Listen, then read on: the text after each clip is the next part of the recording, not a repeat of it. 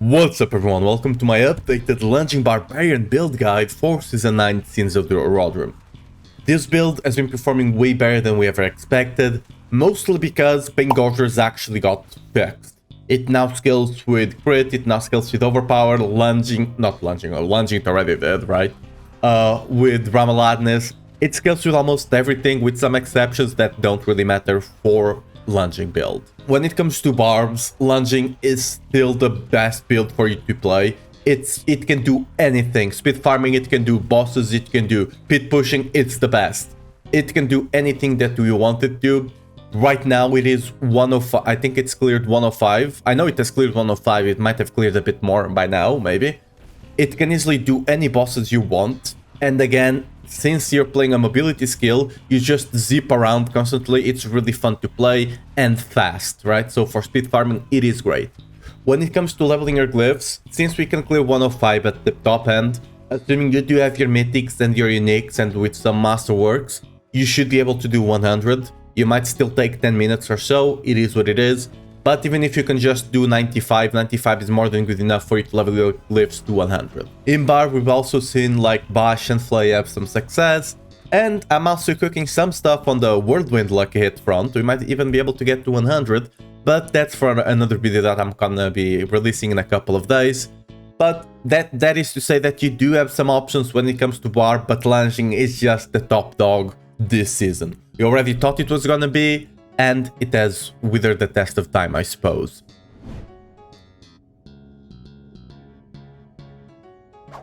Alright, before we go anywhere, let's actually talk about the main difference in the build right now. We are not running a Glyph. The reason for that is that the helmet is bugged. With the Season 9 update, I'm not sure what they exactly did, but basically one of the parts in the Ugly Bastard. So, in the Ugly Bastard, for those that don't know, you have the first part, which means that Wrath of the Berserker, whenever you use it, does an AoE damage, which is really cool, but, you know, nothing fancy. Then you have the third part down below, that you do up to 60% more fire damage. By the way, these are all separated things, right? And then you have the one in the middle, that whenever you use Wrath of the Berserker, your damage, all your damage is converted to fire. That's the part that is not working. So what's happening is that if you cast Wrath of the Berserker before the current one you have up times out, which by the way you want to do to keep up the passive, right? The last passive Wrath of the Berserker, where you stack damage up. If you cast before it ends, you keep the stacks. If you don't, you have to stack them up all over again, right? So you do want to, you know, cast it before it ends. But if you do so, right now, Ugly Bastard, that second line there that we just covered, gets disabled for whatever reason, which means your lunging strike does not become fire damage, so it does not get the 60% damage scaling. For that reason, we are now running Perdition. Perdition was a really good second option. We are basically not losing any damage, just a small bit, right? But it's not that much. Perdition is also really good because it easily allows you to cap crit strike chance. It gives you a bunch of lucky hits to make sure you have a better uptime on Shouts and Wrath of Berserker. It's still a really good helmet.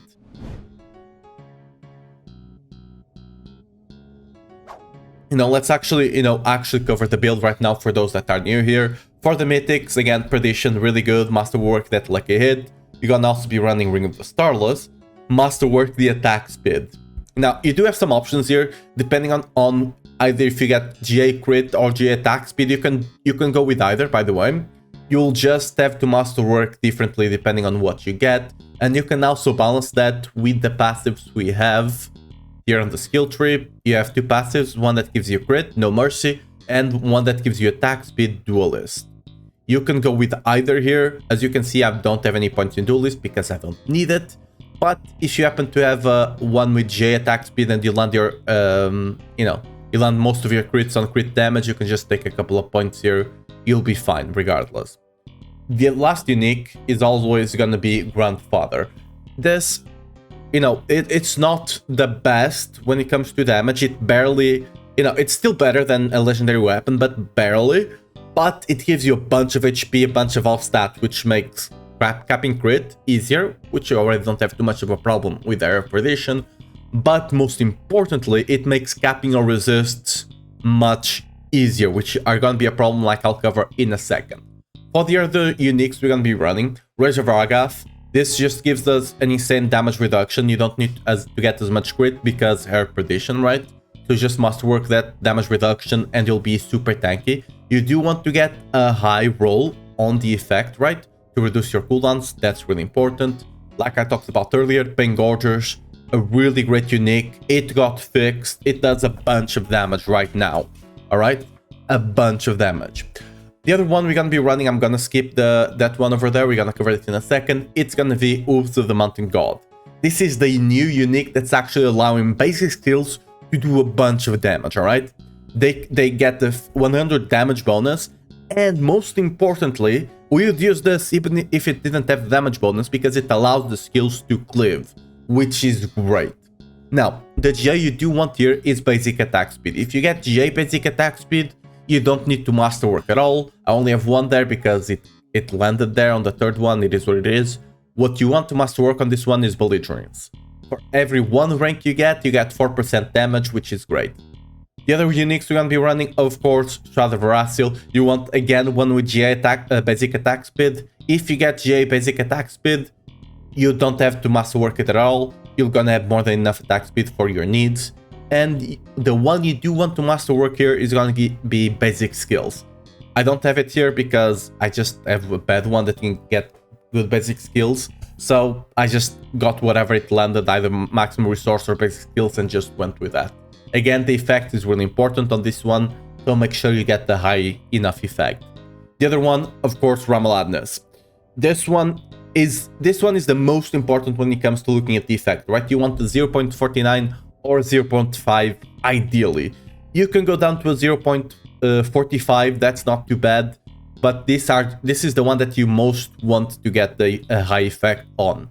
And of course, you want to get that GA maximum resource and masterwork it. The other GAs are not really important. Getting that GA resource is the only one that will make a big deal, right? Now, the last unique we're going to be running is going to be Thibault's Will.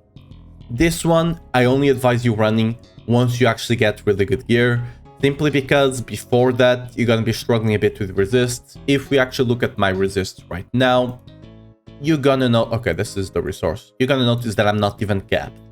I can survive anything on Pit as it is right now, but I'm not capped because I didn't land the triple masterwork there. You need to land the triple masterwork on the GA resist on your ring to actually be able to cap with the bolts on.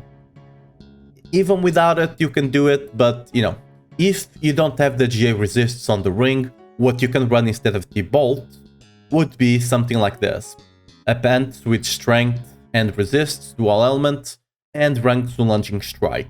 You can either get the GA lunging strike, or you could just get a pants with strength and all resists, and then you'll roll in the lunging strike.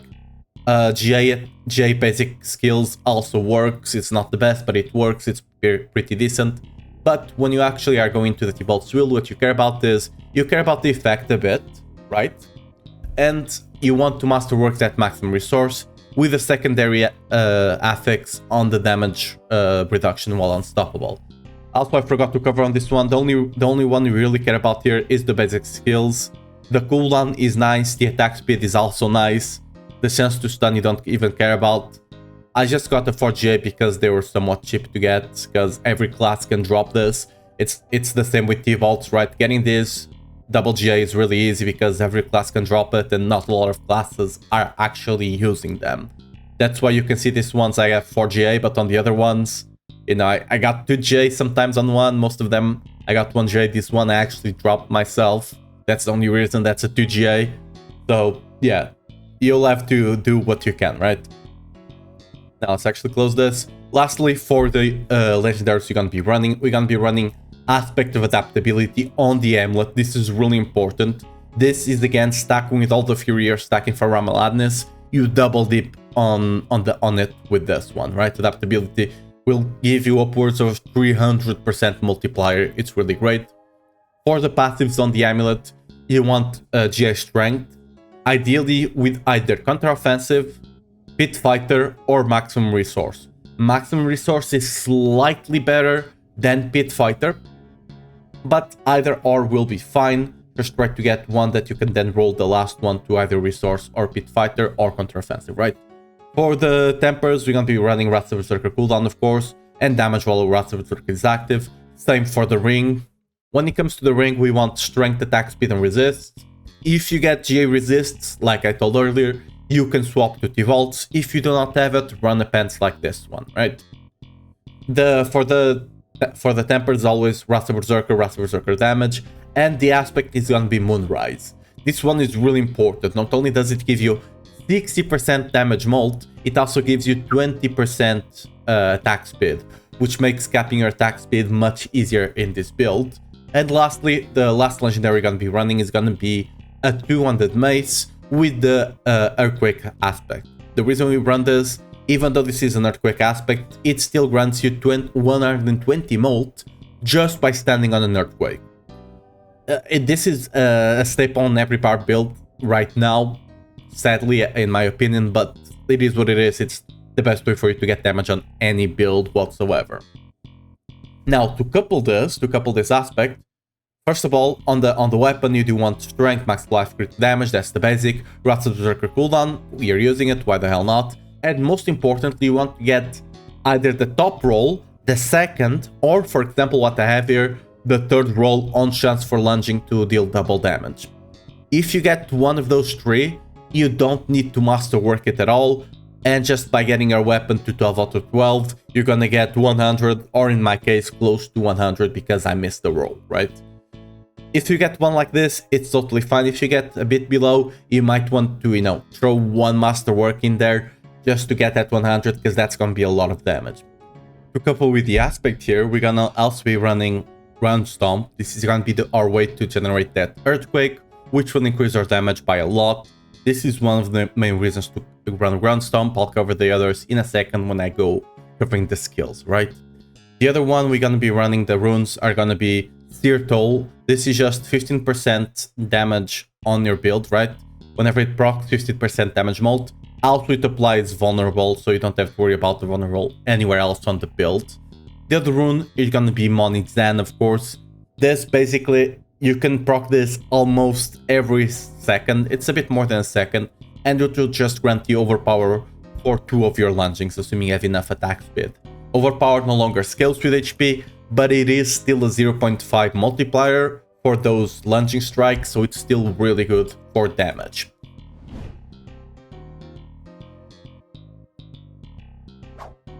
Alright, the seasonal powers, right? This season we got the jewels like we had in Season 7. The ones we're gonna be running, of course, are gonna be the Wheel Breaker. This one you mostly run because you have the Terror Perdition, so your damage is not converted to fire, so you can run this. This will make your clear much stronger. Sadly, it does not help too much when it comes to the boss.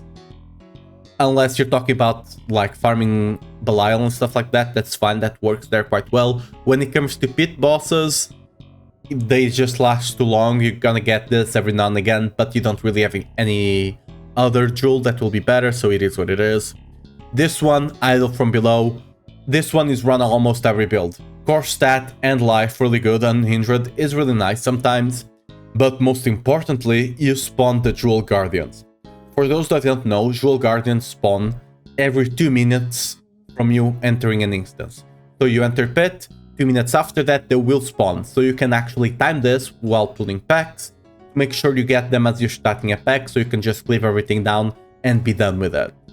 This, by the way, whenever, for example, if you have 2 minutes and 30 and you go to the second floor on pit, it starts up again. It's not when you entered pit, it's when you enter the new instance, and going to the second floor on pit, it is in itself a new instance, so the 2-minute timer starts again. Same for when you get to the boss. Last one, it's gonna be the Illuminate Eye. This is just to make sure we got enough CDR on our Wrath of Berserker, especially when it comes to bosses. On AoE, like I covered earlier, with Stomp to Rage of Argath, you should not have any problem. When it comes to bosses, this one will help a lot. Alternatively, early on, you could run the Myriad Stone. It's very decent, but you will not need this attack speed going on to late game, so you just run the Illuminate Eye, Idle from Below, and Wheel Breaker, and that will be more than good enough for you. When it comes to the powers, first of all, our Catalyst. I'm personally running Astral Pillar. I prefer this one, but you can run, if you want to, you can run Disintegrate. Disintegrate, you need to be a bit more aware of your positioning, while Astral Pillar, I personally prefer, it feels much better to play with, but Disintegrate is a good secondary option if you prefer to play with it.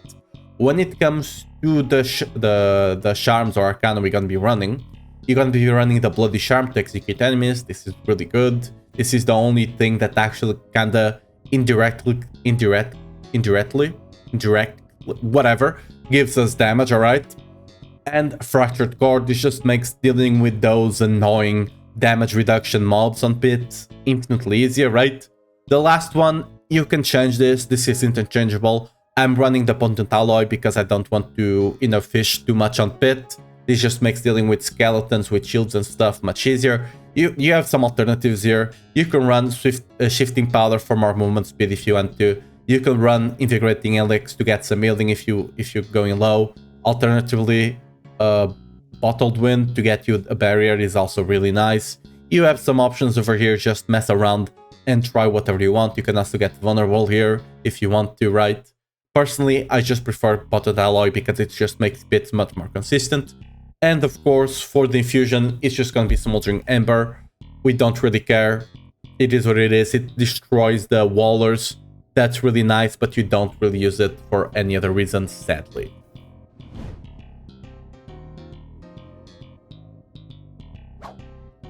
When it comes to our skill tree, we're gonna, of course, be running Lunging Strike, right? You just get as many points as you can in here, and importantly, gonna be taking Battle Lunging Strike. This is really important because this is gonna apply the bleed that we'll be able to use for Rage of Varga. The other passive is just Warpath over here. We're gonna be taking Martial Vigor and Imposing Presence, and of course Belligerence, 3 points into here for really good damage. The abilities under his will, we're gonna be taking Ground Stomp, with the second passive to get you some Fury whenever you get drained by the boots, right? And Strategic Ground Stomp just to reduce the cooldown, just to make grouping that much easier. Shouts, of course, running Cry, with Unstoppable, and the strategic one to give you Fortify. Challenging Shout for the DR and some life, really great for survivability, especially on pit.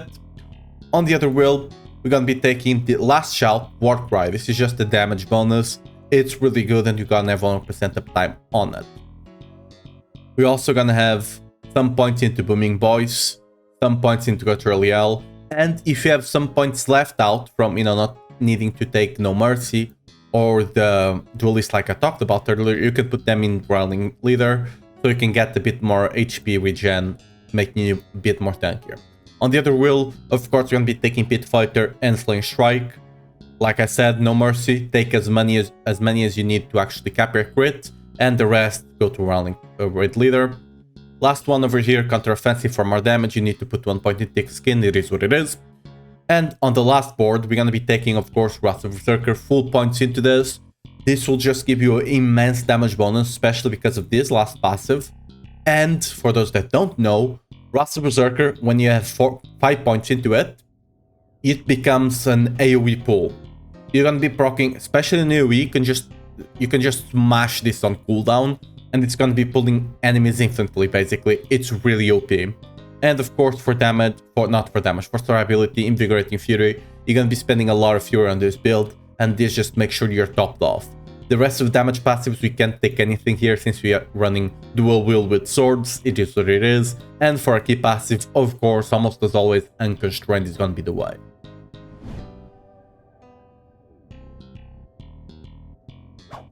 Alright, Paragon, let's make this quick. Again, I'm gonna have the link for the build guide down below. And for those that do not know, if you go down to the variant section of the build guide, you can actually get the breakdown of all the Paragon instead of only have the 4, right?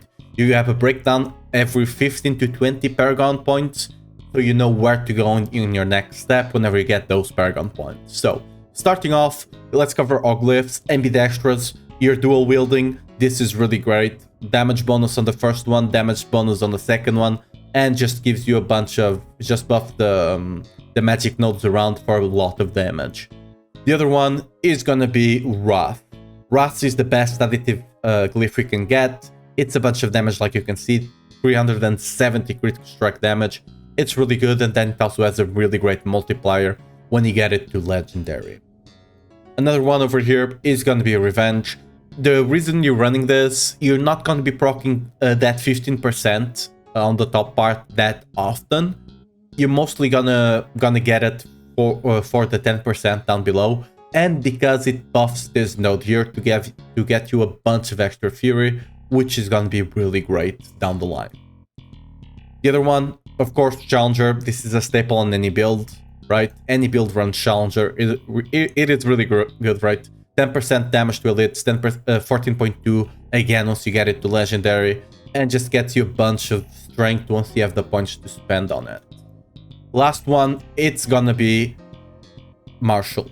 Martial is not 100% mandatory. You can run other stuff here, but Martial just makes the build feel much better.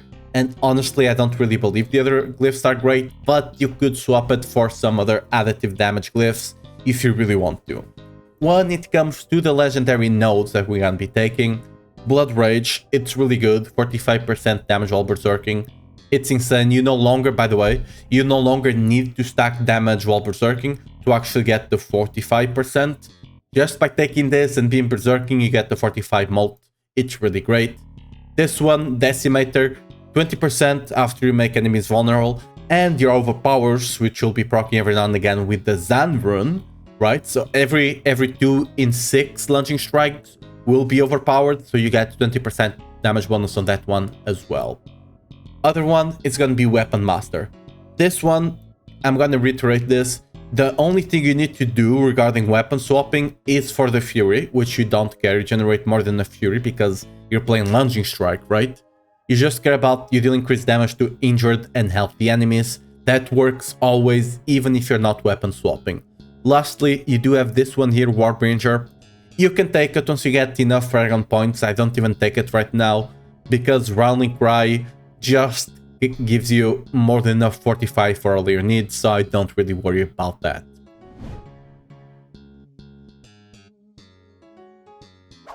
Oh yeah, for our consumables, I almost forgot this one.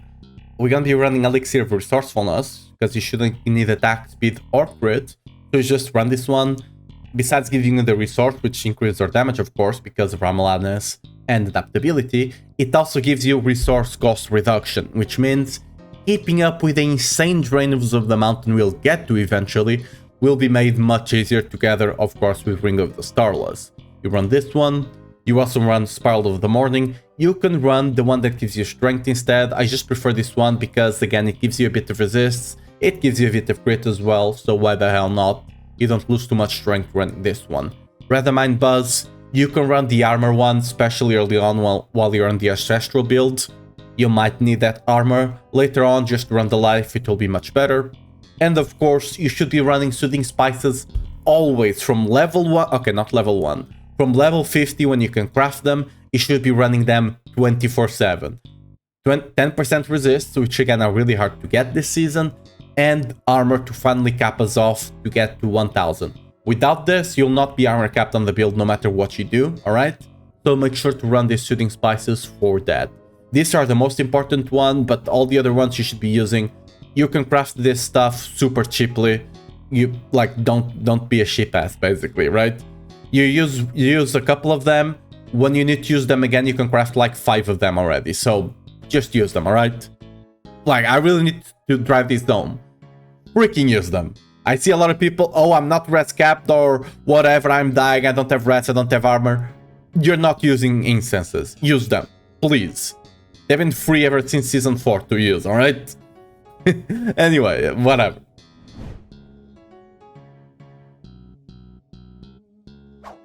Alright, lastly, our Mercenaries. We're gonna be running our boy right here, right? Mostly because resists, right? Right here, it's so big, you can either get resists or armor on the other side. Wait, where's the armor? I swear you could get armor on this boy. Yeah, you can get armor over here. But you're gonna be running the resist one. Resist this season are really hard to cap. Our boy right here will just make sure we are fully protected. Not only that, it also protects you. You know, it just jumps in, protects you every now and again. And it also gives you a bunch of damage down here with Inspiration. Is just the best one for you to run with. gives you survivability, damage, and gives you defenses, is our boy, basically, right? When it comes to the reinforcement, I'm running the Aldequin, the Demon Boy. I have Fields of Languish with Wrath of Berserker. You can run it on lunging as well. Probably it's better. Wrath of Berserker, I just can control it a bit more. Like, there's not a lot of good options here. This one, Fields of Languish, actually gives you some damage reduction if you want. So, but this one you can basically change to anything you prefer. It will not matter too much.